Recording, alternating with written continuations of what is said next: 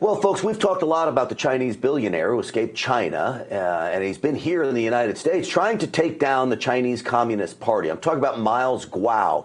This is a guy who let the FBI know that the virus was on the way, and the FBI ignored Miles Guo. Well, Miles Guo was arrested today by the Department of Justice inside his New York City penthouse. He's accused of wire fraud, conspiracy, money laundering, lying about returns to investors. I don't know anything about those charges, but I do know while FBI agents were inside of his apartment, a fire breaks out. Check out this video. Literally, while FBI agents are inside, the local news reports say a fire broke out. Cut one. But just 6 hours earlier, federal agents took Guo Wenji into custody at the luxury residence. It was those very same agents who later reported the fire and had to evacuate.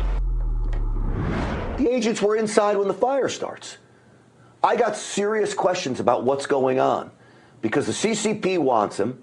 There were times that the government wanted to arrest him. Trump and Steve Bannon helped stop that. What's happening here?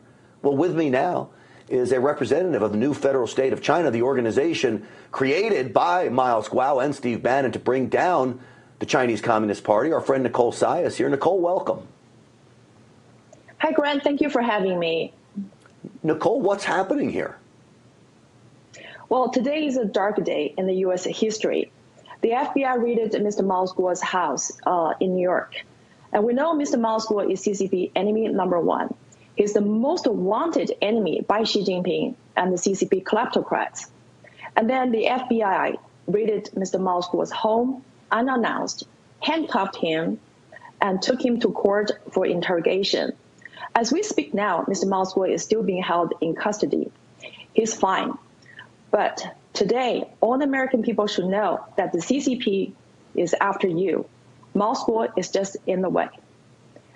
Today's incident shows the CCP has successfully weaponized the U.S. justice system, the DOJ, the FBI, the SEC, and they have launched an assault on the U.S. justice system. This is more than just Nicole, the CCP spy balloon. Yes. Give me a little background here, because originally the CCP wanted Miles Guo deported from America and exported back to China. Tell me that story and how that stopped from happening. Absolutely.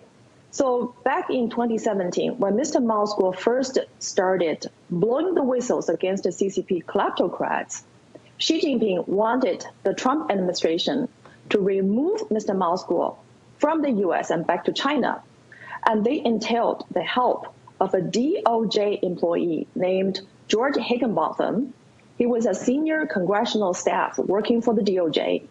This guy walked into the CCP's embassy in Washington, D.C., and helped to facilitate the transfer of tens of millions of dollars from a foreign bank account to the U.S.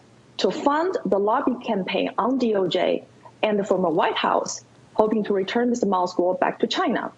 Luckily, the Trump administration rejected this request. So we certainly hope this Biden administration can also keep Mr. Miles Guo in the U.S.